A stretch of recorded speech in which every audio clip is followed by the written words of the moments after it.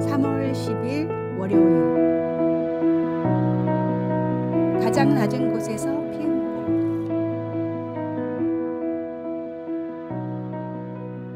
한국 전쟁이 끝난 직후에 태어나 힘든 상황에서 신학을 공부하던 허병섭 목사님은 졸업을 앞두고 백혈병에 걸렸습니다. 병상에 누워 죽을 날만 기다리던 허 목사님은 교회 성도들이 십시일반으로 모은 성금으로 그나마 요양을 할 수 있었습니다. 놀랍게도 그 과정에서 병이 나았고 건강이 회복되는 기적이 일어났습니다. 목사님은 신학교를 졸업한 뒤 자신을 위해 없는 형편에도 돈을 모아준 성도들을 생각하며 가장 낮은 곳에 내려오셨던 예수님과 같은 마음으로 평생을 살겠다고 다짐하셨습니다. 그는 고아로 태어나 구두 닦기를 하는 아이들과 함께하기 위해 청계천의 판자촌을 찾아갔고 혹시 거리낌이 있을까 싶어 목사님이라는 것도 밝히지 않았습니다. 이후 빈민선교단체인 특수지역선교위원회를 만들어 꼬방동네 같은 여러 빈민가를 찾아다니며 사람들의 고충을 함께했고 이 과정에서 5번이나 감옥에도 가셨습니다. 노가다 목사님, 빈민의 벗이라고 불리던 목사님은 생애 마지막까지 세상에서 가장 소외된 사람들을 찾아가 함께하고 예수님을 전하는 삶을 살다가 소천하셨습니다. 우리도 예수님을 믿고 구원받은 2번째 인생을 허 목사님처럼 의미 있게 살아야 합니다. 나를 조금 더 내려놓고 하나님을 위해 예수님처럼 섬기는 삶을 살아야 합니다. 직분이나 명예가 아닌 진정한 섬김의 자리에서 우리는 참된 기쁨을 발견할 수 있을 것입니다. 오늘의 말씀. 인자가 온 것은 섬김을 받으려 함이 아니라 도리어 섬기려 하고 자기 목숨을 많은 사람의 대속물로 주려 함이니라. 오늘의 만나. 당신은 지금 어떤 자리에서 누구를 섬기고 계십니까? 가장 낮은 자리에서 시작하는 작은 섬김이 하나님 나라를 위한 아름다운 열매가 될 것입니다.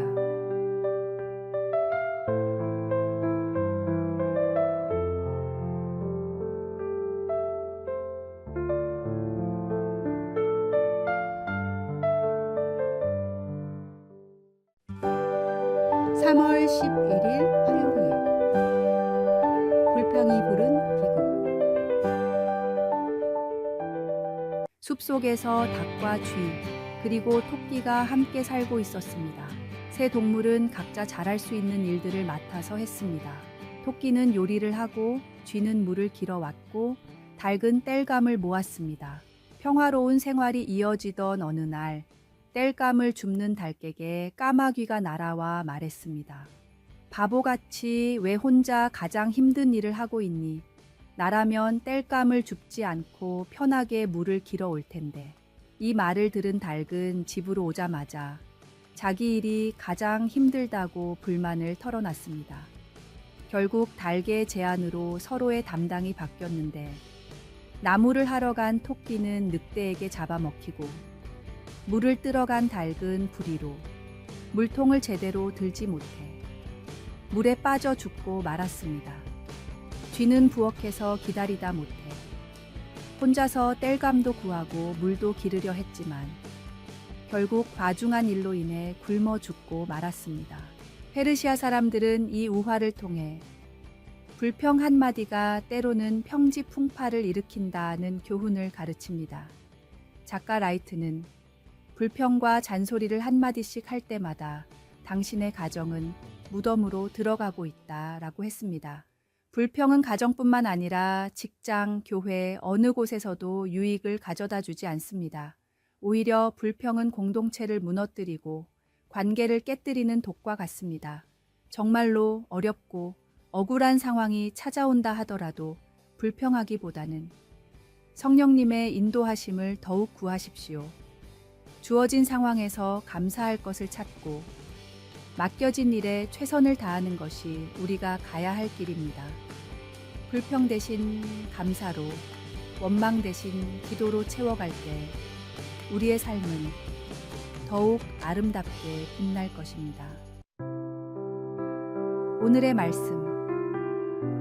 모든 일을 원망과 시비가 없이 하라. 이는 너희가 흠이 없고 순전하여 어그러지고 거스르는 세대 가운데서 하나님의 흠 없는 자녀로 세상에서 그들 가운데 빛들로 나타내며. 오늘의 만나. 오늘 당신의 입술에서는 불평과 감사 중 무엇이 더 많이 나왔습니까? 불평은 우리의 영혼을 메마르게 하지만 감사는 우리의 삶을 풍성하게 합니다.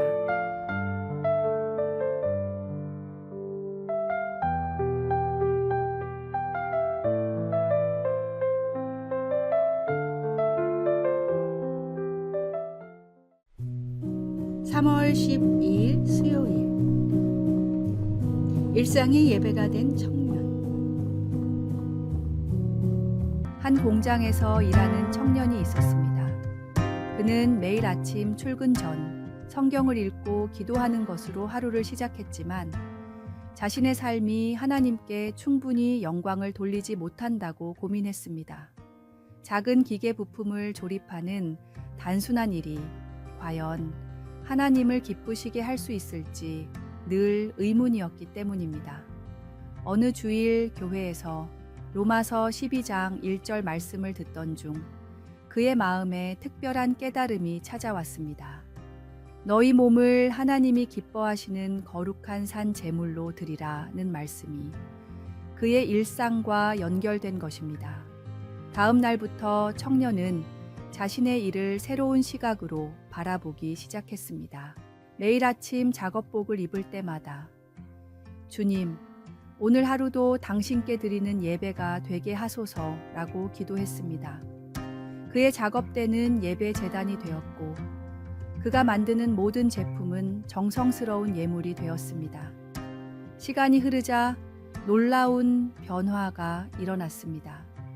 그의 제품은 공장에서 가장 품질이 좋기로 소문이 났고 동료들은 그의 성실함에 감동을 받았습니다. 어떤 이들은 그에게 비결을 물었고 그는 자신의 일이 곧 하나님께 드리는 예배라고 설명했습니다. 점차 그의 작업장은 작은 예배당으로 변모했고 많은 동료들이 그의 삶을 통해 참된 예배의 의미를 깨닫게 되었습니다. 한 사람의 작은 깨달음이 일터 전체를 변화시킨 것입니다. 오늘의 말씀. 그러므로 형제들아, 내가 하나님의 모든 자비하심으로 너희를 권하노니 너희 몸을 하나님이 기뻐하시는 거룩한 산 제물로 드리라. 이는 너희가 드릴 영적 예배니라. 오늘의 만나. 예배는 단순한 의식이 아닌 삶의 전부입니다. 우리의 일상 속 모든 순간이 하나님께 드리는 거룩한 예배가 되어야 합니다.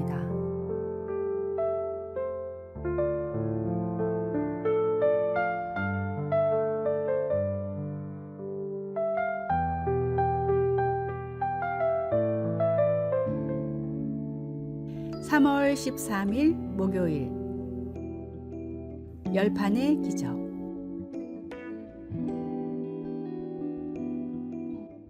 도시에 한 작은 피자 가게 주인이 있었습니다. 그는 매일 같은 자리에서 피자를 만들었지만 손님은 점점 줄어들었습니다. 큰 프랜차이즈들이 들어서면서 가게는 위기를 맞았고 폐업 직전까지 갔습니다. 어느 날 그는 특별한 결심을 했습니다. 하루에 10명의 손님에게만 피자를 팔겠다. 이상한 결정이었습니다. 하지만 그는 매일 아침 일찍부터 가게 앞에 오늘의 피자 10판 한정 판매 라는 팻말을 세웠습니다. 첫날은 아무도 오지 않았고 이웃 상인들은 그를 비웃었습니다. 그는 포기하지 않고 매일 새로운 레시피를 연구했습니다. 실패작은 노숙자들에게 나눠주었고 그들의 솔직한 평가를 들었습니다. 한 달이 지나자 소문이 나기 시작했습니다. 저 가게 피자는 하루 10판만 만드는데 먹어본 사람마다 특별하다더라. 3개월이 지나자 새벽부터 줄을 서는 사람들이 생겼습니다. 6개월이 지나자 SNS에서 미스터리 피자로 유명해졌습니다. 사람들은 오늘은 어떤 피자일까 하는 기대감에 줄을 섰고 맛본 이들은 평생 잊지 못할 맛이라고 했습니다. 그의 비결을 물어보자 그가 웃으며 답했습니다. 매일 10판만 만들겠다고 결심한 건 포기하지 않기 위한 작전이었죠. 100판을 대충 만들 수는 있지만 10판에 모든 정성을 쏟으면 반드시 누군가는 알아준다고 믿었거든요. 제한된 수량이 오히려 저를 완벽에 가깝게 만들었습니다. 오늘의 말씀. 다만 이뿐 아니라 우리가 환난 중에도 즐거워하나니 이는 환난은 인내를, 인내는 연단을, 연단은 소망을 이루는 줄 알미로다. 오늘의 만나.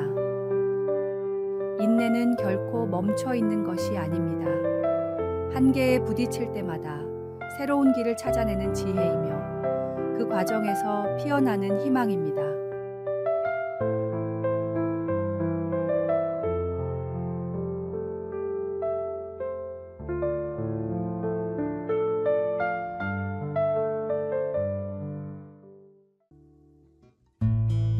(3월 14일) 금요일.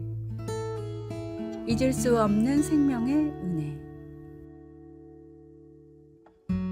가재를 잡으러 남목산 계곡으로 떠난 3명의 아이들이 있었습니다. 이른 아침에 나간 아이들은 저녁이 돼서도 돌아오지 않았고 아이들의 부모님들은 바로 실종 신고를 했습니다. 경찰과 더불어 온 마을 사람들이 나서서 산을 뒤졌지만 아이들은 흔적조차 발견할 수가 없었습니다. 그렇게 무려 28일이 지났고 공식적인 수색도 끝났으며 아이들의 생존에 대한 가망이 점점 사라져갈 때였습니다. 약초와 나무를 캐러 남목산을 오르던 할머니들이 가늘게 들려오는 살려주세요 라는 소리를 듣게 되었습니다. 서둘러 소리가 나는 곳으로 가보니 앙상하게 뼈만 남아있는 아이 3명이 누워서 내는 소리였습니다. 아이들은 골짜기에 갇혀 빗물을 받아먹고 겨우 살아있었지만 힘이 빠져 제대로 구해달라는 소리를 내지 못했습니다. 다행히 할머니들의 발견으로 3명의 아이는 구조되었고 다시 건강을 회복했습니다. 부모님들은 감사의 마음을 담아 큰돈을 들였으나 할머니들은 아이들이 무사한이 됐다며 고사했습니다. 아이들은 할머니들에 대한 은혜를 잊지 않았습니다. 성인이 되어서도 매년 명절마다 찾아가 인사를 드렸고 할머니들이 모두 세상을 떠나실 때까지 한 번도 빠지지 않고 찾아갔습니다. 생명을 구해준 은혜는 절대로 잊을 수가 없기 때문입니다. 우리도 마찬가지입니다. 죄로 인해 영원한 죽음 앞에 놓여있던 우리를 구원하신 하나님의 은혜는 얼마나 크고 놀라운 것입니까?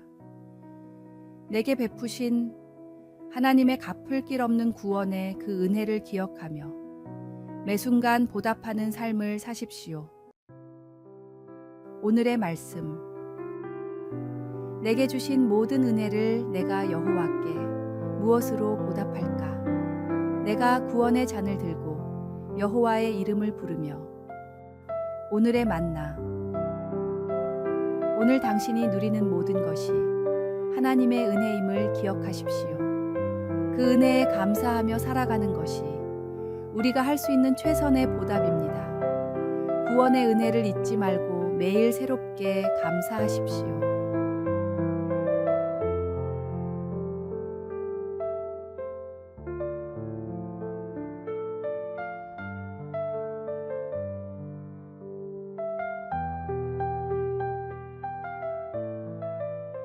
아래에 빨간색 글자 구독을 누르시어 더 많은 전도의 열매를 맺으시기를 기도합니다.